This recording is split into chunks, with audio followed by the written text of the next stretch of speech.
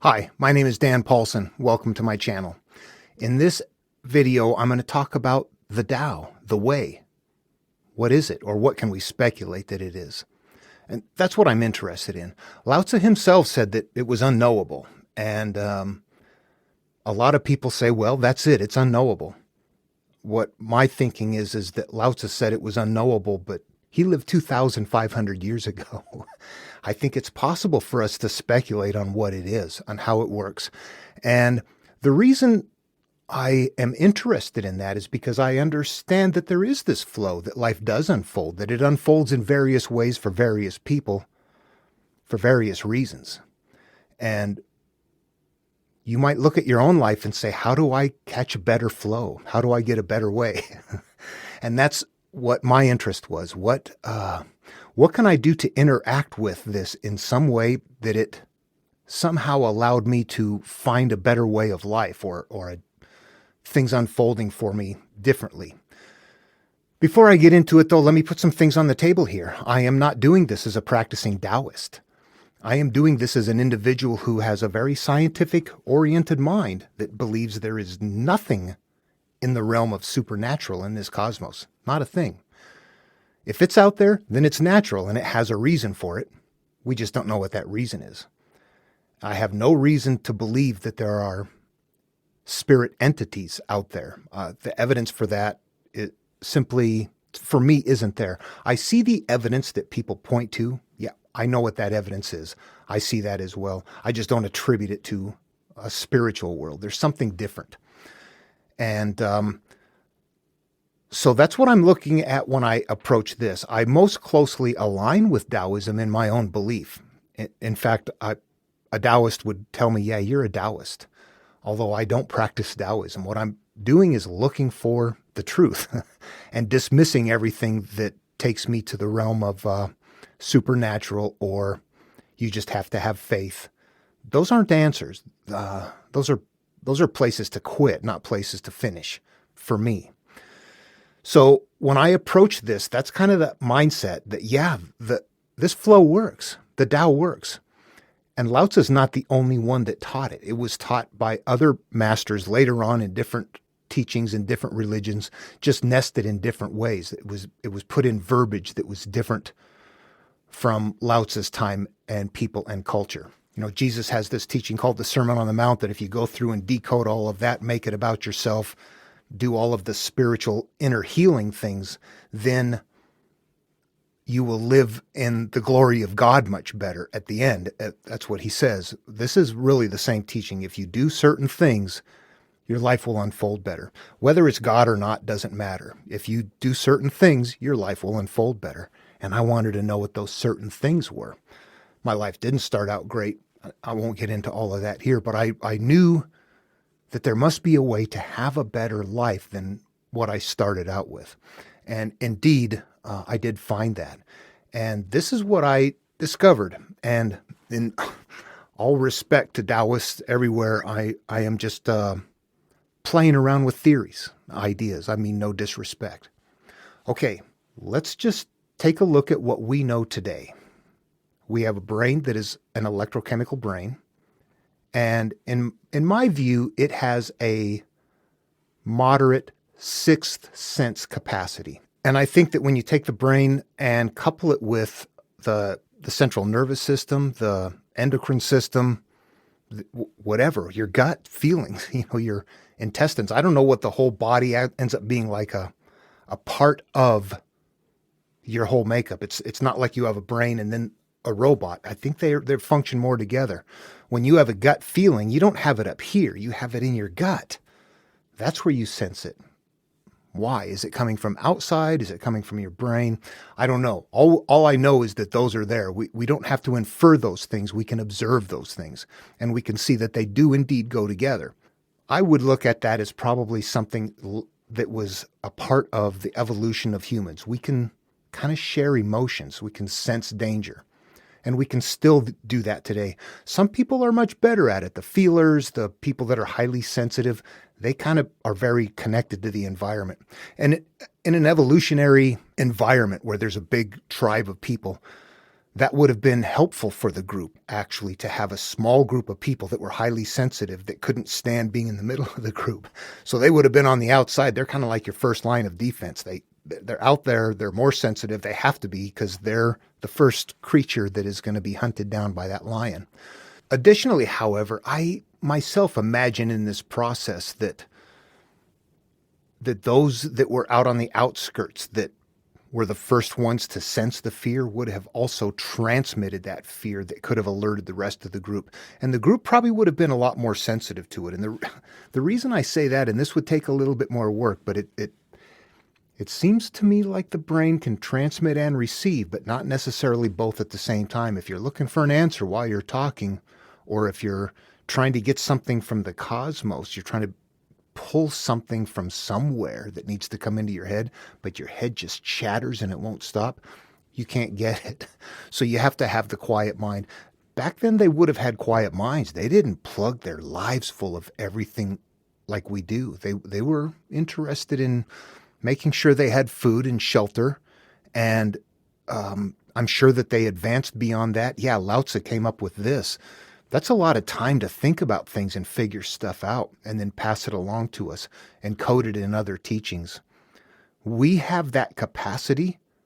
We don't give ourselves the time. Anyway, I believe that, yes, we can sense those emotions, and we can still see that today when people are doing worshiping or playing in games or protesting in the streets, and they all get caught up in the frenzy of what's going on. And people actually experience emotional feelings and can, things that you can't achieve on your own. You're obviously in a group dynamic. And the level of emotional experience, regardless of what that is always more intense. The more people you get, the more frenzied it becomes, the more, and it doesn't mean necessarily frenzied. It can go good or bad. You can have the worship thing. You can have the anger thing. They all amplify to the point that you can sit there and say, wow, I feel something. The good feelings we might really grab onto and go, oh, I like that. The bad feelings, we don't like them, but they're just as intense. We don't tend to look at them. They go together. I'm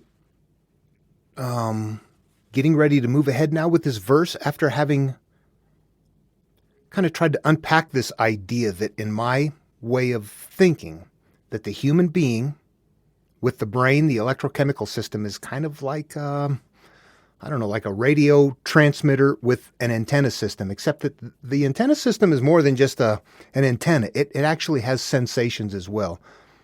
Chemicals from our brain can make us feel certain ways, and certain feelings that we get from outside can move up into our brain to alert us. And there's something going on there, but that it is nothing beyond normal. And that we're transmitting, or somehow that little bit of communication is happening through the cosmos. There is massive amounts of energy. There is no empty space. Energy is everywhere. There is energy between us. We're connected with energy. It seems to me like there is a medium for this to take place that we can infer. And it makes sense. We're not very aware of it. We evolved with 5 senses that we needed to watch for danger from, but there's that 6th one that is, there wasn't really danger there, but it gave us an insight, perhaps a window into spotting something that was there, and it's kind of developing a little bit, kind of here and there. Said it's not that great. I believe Lao Tzu was probably very connected with that, and he saw all of that. But here's a big difference. All of those terms I just used, cosmos, energy, brain, electrochemical, endocrine system, all of that, they were not going to be terms for thousands of years. Lao Tzu did see what was going on. He knew exactly what was happening, and he explained it in really great detail, nested. It's cryptic. He described it, though, 2,500 years ago. That's amazing. Okay, I felt the need to create that as an idea first before moving ahead, so that we don't have to move ahead with supernatural ideas, and so that the other ideas can kind of make sense. Taoism does not include the idea of having an inner spirit. So that is one thing to understand when he is talking and describing. Teachers later on will tell you to heal your spirit or something like that, because they believed that there was a spirit, and we can infer what that means is to heal your mind. So Lao Tzu is going to sound a little bit different when he's talking about things, or as we're decoding him compared to Buddhism or Hinduism or any other religions. The way is what? The way is how life unfolds. There are a lot of people who think that the way means the zone. Like if you're in the zone, that's the way, and you're trying to accomplish that. I think that when you're in the zone, that's just a very amplified moment of being in the way. The way is how things unfold for people all the time. It isn't always something significant. It isn't always something that is good. Sometimes it is something that is bad. Often, whatever your life is the flow that you are in. That's what's happening, period. You're not looking to accomplish getting in or out of the flow. Everybody's in the flow. What you're looking to do is to change the flow that you're in. And I'm putting that in here, and when we get onto the verses, I'll look at that a little bit deeper. But the idea is that we, as we learn, as we grow, as we develop in life, as we become the entities that we are, we become that mixed bag of things. And it can be incredibly variable. There can be people that are just wonderful. They were raised in a way that was just non-hurtful, that was very caring and loving, and they got wired that way. Somebody else is wired in a way that's very abusive and hurtful and hateful, and they get wired that way. Both of those two people are going to live in the Tao. They're going to have different flows. And they're both in those flows based on what they're holding inside of themselves, the perceptions of their mind, the hurt, the pain, the shame, the things that we don't let go of, dictates a flow that we may not like. Metaphorically, let's put it like this. We're all in the ocean of life, and we're trying to get someplace. And some people just go right there, and you look and go, how did you do that? I try, and I get off course. I get into these little side currents and eddies and whirlpools and cesspools, and all kinds of horrible things. Why does my life not flow that way? And I can almost relate these experiences that we have put away, the hate, the shame, the hurt, the stuff we don't surface, our habits, our judgments. When we put those away, they make up a part of what we are, electrical and chemically. And that works with the rest of our system and the rest of the world and the rest of the people to continue to allow that field to unflow. I mean, that flow to happen for us. That those little instances, that those things that we're trying to hide act like little rudders when they're triggered, when there's something in the environment that allows them to surface. And usually it's just an experience. You bring it out of yourself. It's something you carry inside of you that you deny, or that I carry inside of me that I deny. These are the things that bring us off course. And I'm going to contend that Lao Tzu teaches us to get back into a better flow if we follow the rest of his teachings. But his are really cryptic in a weird way. So, okay, having gotten to this point, I'm going to go ahead and let's read the first verse from Lao Tzu. And I'm going to be using the interpretation from Stephen Mitchell here. And I will start. The Tao that can be told is not the eternal Tao. The name that can be named is not the eternal name. The unnamable is the eternally real. Naming is the origin of all particular things. Free from desire, you realize the mystery. Caught in desire, you see only the manifestations. Yet mystery and manifestations arise from the same source. This source is called darkness. Darkness within darkness, the gateway to all understanding. Okay, the first thing I want to say before we start is there's some decoding rules that I use for every religion, every spiritual teaching. It's very easy to employ here. Number one, no supernatural. We got that made. This is Taoism. Number two, it's about the seeker. This story is about me. It's about my soul. It's about my life. It does extend into how to rule a nation, communal sort of things.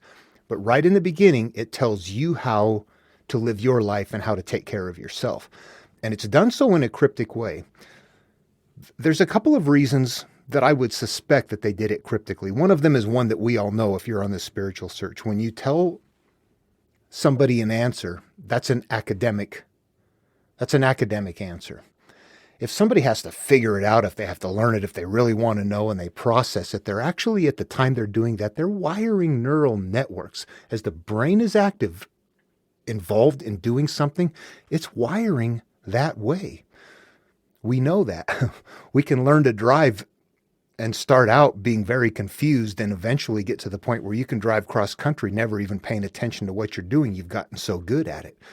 Yeah, we network our brains. They grow. They continually do that with everything. Everything. The stuff we like, the stuff we hate.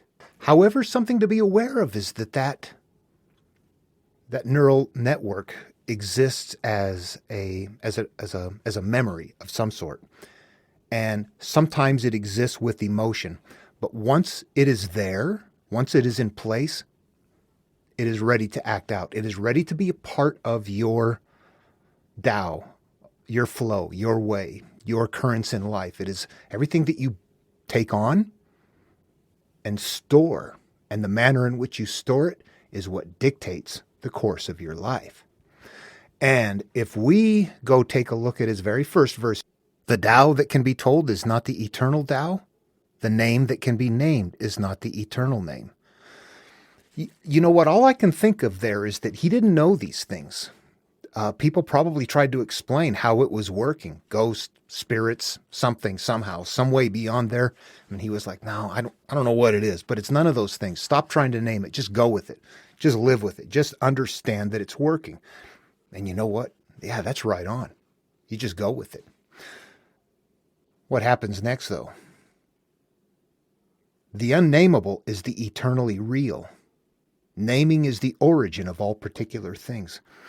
This is going to, I'm going to say that this starts our life. This is the beginning.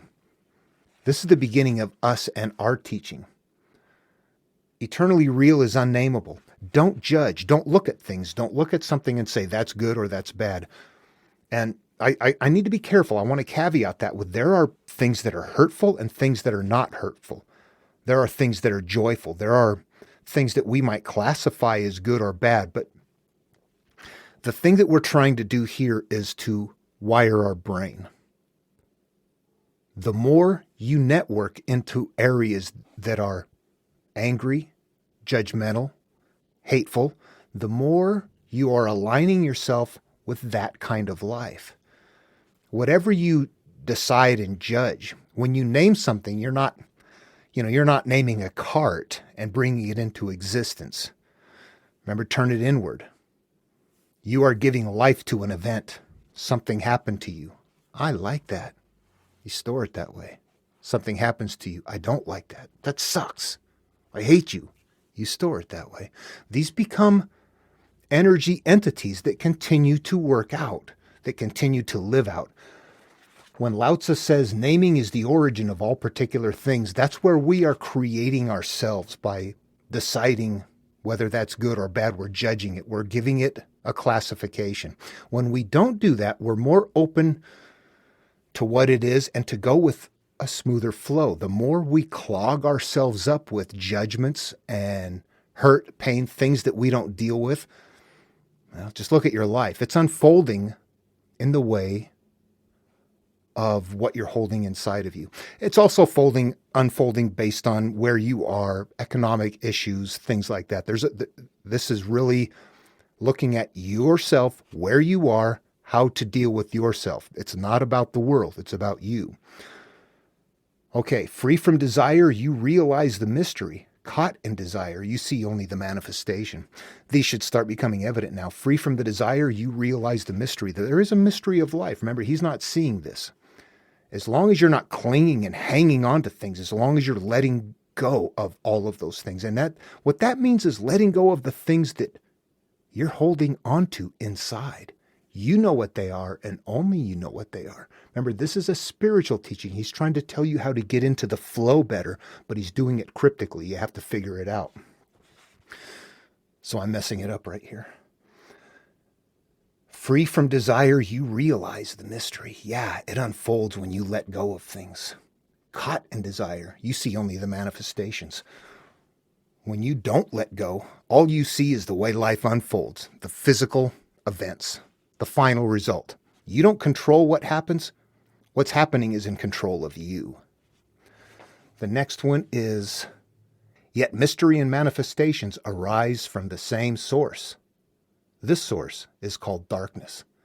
The mystery and manifestations are all of those things that are coming from our life. They're coming from our experience, but they're coming from our stored perceptions, not the experiences, the perceptions of those experiences. That's the point right there where we are deciding what kind of life that event has, and we're putting it away inside of ourselves. And when we do that, it has an opportunity to live out. We don't know that. I don't think Lao Tzu quite knew that. But he saw the effects. You see, he saw the effects. He didn't know what was in the brain, but he knew that if you let go, that it worked. How do you figure that out? These guys were brilliant. The source is called darkness. Yeah, we don't know. We're trying that here. I'm experimenting with the idea that maybe that's humans, brains, our local field, cosmos, that those are natural, normal things, and that that's how life unfolds. And that if that is indeed the case, then what you can do is interact with that field better by realizing that, let me finish this up first. In this case, I'm going to infer an interpretation. Darkness within darkness. Darkness are the things that we hide away.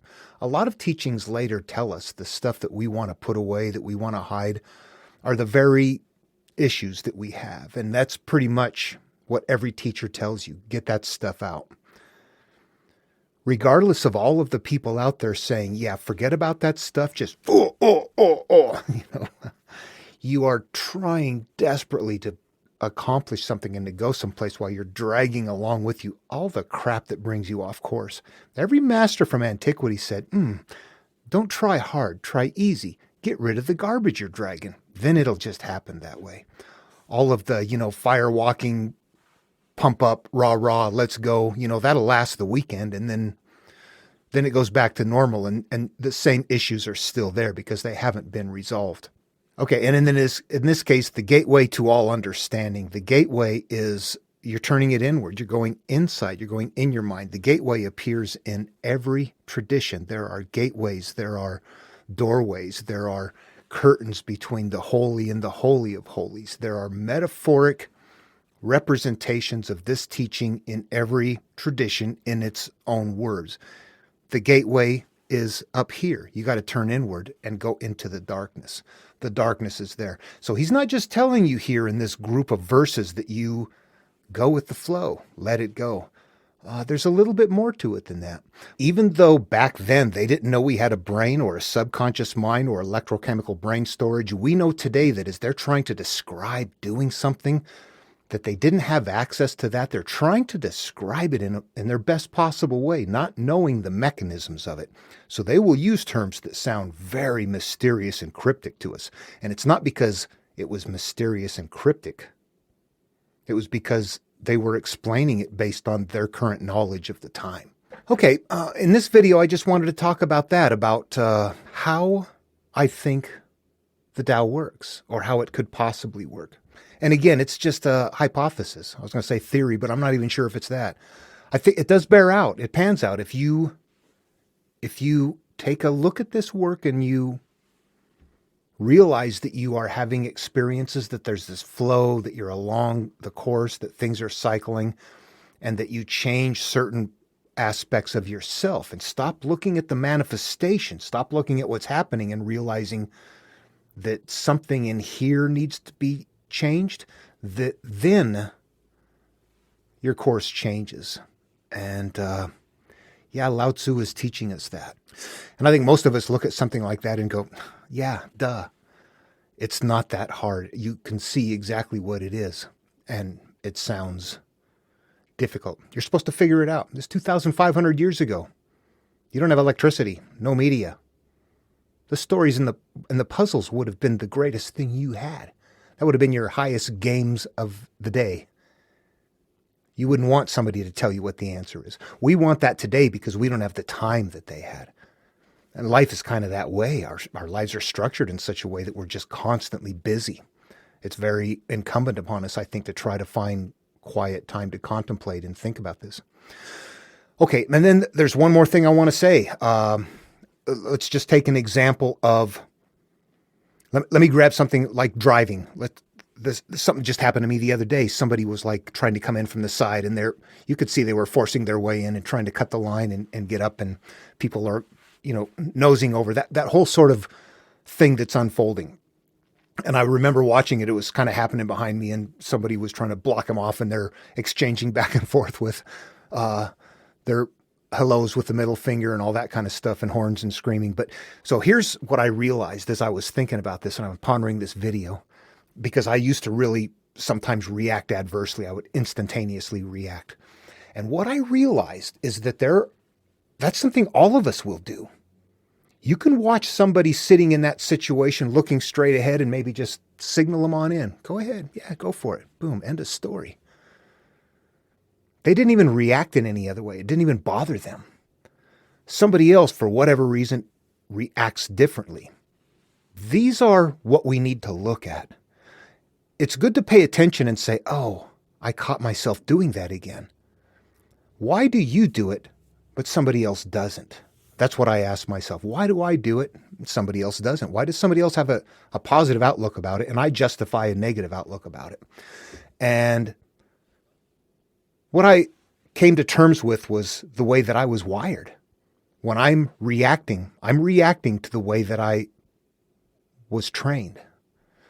And what was important for me was to realize that and to say, oh, I am actually acting out a program from long-term childhood, watching somebody do this over and over and over and over again.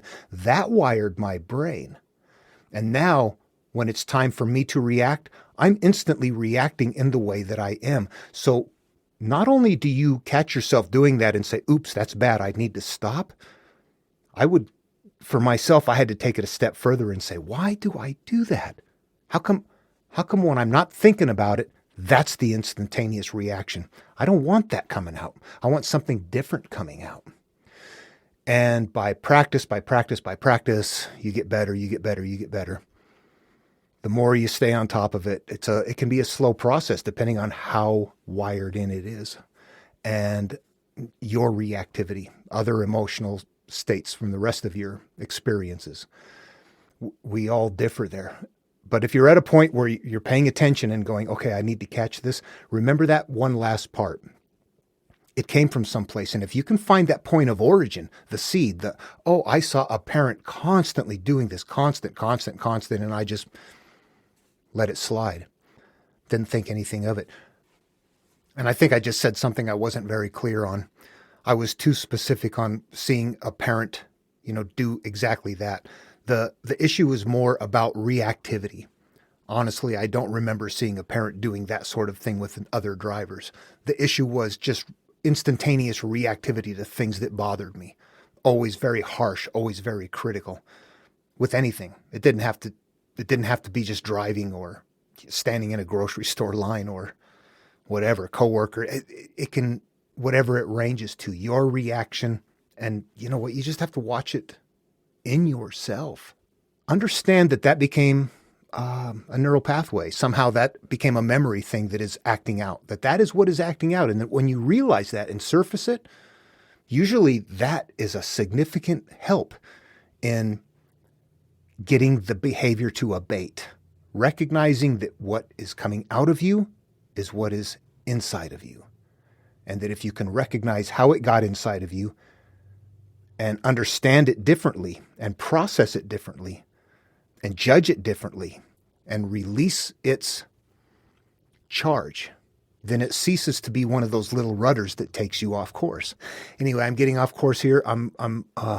This is What I believe Lao Tzu wants us to process, to figure out, to go through in your mind, knowing that he's trying to figure it out without knowing there's neural pathways, but he sees everything that's going on and he knows how to fix it.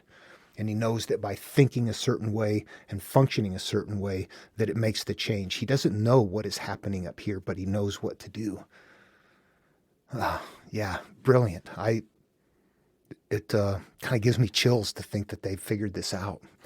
Okay, with that, I'm going to end that part of the video. I just wanted to try to advance an idea for your consumption, and thinking that perhaps there is a way to explain how the Tao works, how the way works, how it unfolds in a way that maybe we can, if we understand it more, perhaps there's things we can do that allows us to interact better with it. And I can tell you from my beginnings to where I am now in life, that from just an experiential standpoint, that doing that is exactly what did change my life. I had a lot of failures to begin with. I came from a difficult place. And when I got things turned around, the way went better. The currents are better. Everything changes based on the rudders you have inside, whether you know about them or not. And we put them up there without knowing about it. In many ways, some are very extreme. What if you get raped? That hurts. I'm angry, pissed, I hate. That's a problem for your life. And that sucks. But it is, because it is what you hold electrochemically inside of you, which causes life to continue to unfold in certain ways that takes you off the course that you want to be on. So this can be a very difficult process. I don't think in none of the teachers ever said, just turn it over and forget about it. That's what we hear today. But that's not what they said. None of them. Those are fast, modern ways of they're probably business creations, as well as that little flash in the pan. Yeah, something's there. Let's go after it, and spend a lot of money going after it. I think we just have to turn inward. We got to look inside, not outside. The Tao Te Ching is an incredibly beautiful piece of work, and I know that I don't think I could do it justice the way a Taoist could. I poke holes in different ways. You can see that. And so I want to move on from the Tao right now. I may provide interpretations of my own style later, with the caveat that I'm not a Taoist doing this. I'm trying to look at it from a different kind of perspective, trying to understand, but completely open and respectful to everything that all of our teachers gave us. Okay, because of the way I think about this stuff, I got a question from Morgan Boyd, who watched another video of mine and posed a question. Can you do a video on the explanation of synchronicity? I had some mind-blowing ones after my dad passed away a couple of years ago. It was the same thing over and over, and it got so specific to my situation. Okay, if you're watching this video, if this is the first video of mine you're watching, I'll just quickly tell you what I said in that video, I think that prompted this question. When I was young, I was 9 years old, and my 11-year-old brother had gone outside, was by himself in the woods. We lived in a rural area.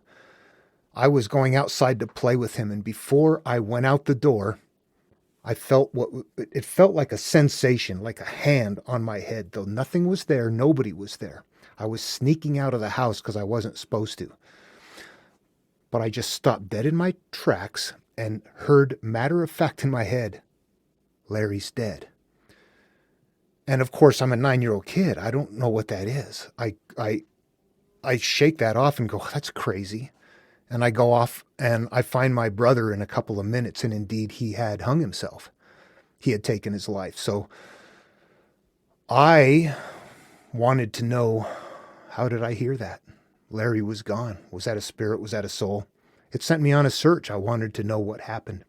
And in the end, the way that I described it, or the way that I reconciled it, was thinking that First of all, there's no way to know if there's anything beyond here. If there is, it's going to be in some other dimension. It's nothing that we can see.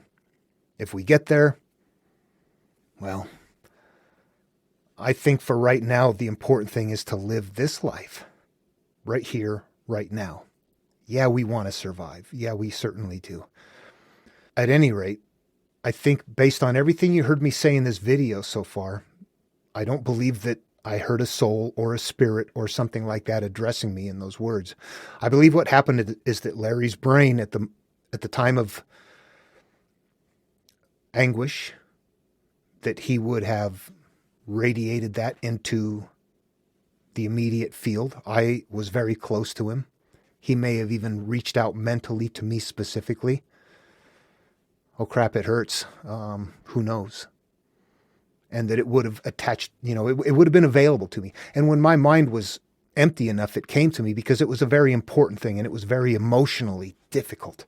And my mind was able to tell me Larry's dead because my mind knew Larry's dead. My mind knew those words. I was able to communicate that verbally, so why not communicate it mentally? I believe that could explain it. Larry's mind was involved, my mind was involved, and the cosmos between us was involved, and all the mechanisms were there. And I know now that Larry was indeed dead at that time. So that's my explanation, and people don't like that. I mean, some do. Some are okay with that. And I think that's why Morgan posed the question. How does that work? What happens? We want to be visited by our loved ones. We want to have something beyond. And I do too. Okay, well, let's poke and prod at a few things and I see what emerges. I probably don't need to do this, but let's start with just the definition of synchronicity. The simultaneous occurrence of events which appear significantly related but have no discernible causal connection. So, honestly, how I see this is exactly that, yes, except that a synchronicity is something that is in that flow that is just very significant and big and it gets your attention. That everything is synchronicity. Even if you crash into the only car in that desert road within 200 miles, that's synchronicity too, but we don't tend to look at it. But that's getting our attention too. All of it is. All of those are events along our way, along our path, along our course. And I do believe, yes, that there are random things that can happen, but by and large, we are kind of on a path. We'll still hit debris along the way. There's other things out there, but we're on course. And we'll miss the things that we're not aligned with, and we will crash into the things that we are aligned with. Metaphors sometimes are just easier to explain things, huh? Okay.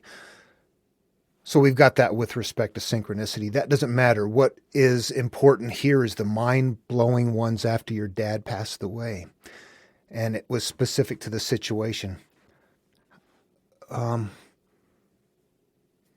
could it be more specific than if it came from your memory or the field of memories from your relationship with your dad, the things that you're tuned with? I'm not saying that is or isn't the case. I'm proposing an idea, and I want you to be sure to understand that I'm saying I'm just throwing out an idea. I have no authority to tell you what is going on. I don't know what your situation was with your dad. I know with me and my brother, I found ways of explaining it by just having us as the component parts. I didn't need to invoke anything beyond us that suddenly added layers, but suddenly also made it far-fetched. It went from something that could somewhat be demonstrated experientially. It's something that could happen, and it doesn't require supernatural. If, however, it goes into the spirit realm, you can't explain it anymore. Or if you are explaining it with confidence, then yeah, those are people that are just convinced of what they wish. That's how it boils down. I would look at it that way, I guess. Did you have all of the component parts? even in my situation with my brother, I didn't have Larry's dead ahead of time, but I realized if that was something that was sent through the cosmos, and we have that emotional connection, but since then we've developed communication, so we can sometimes get a little bit more information across there, enough to make it look like, oh, let's go after that. There's something magical and mystical beyond there, when I think it's just our perception that is just right outside the door of our 5 physical senses. It's still in our brain, but not far away.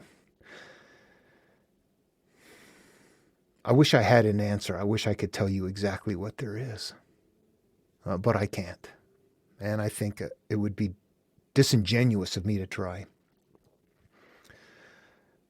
And I don't know that I get anybody's questions answered doing this, do I?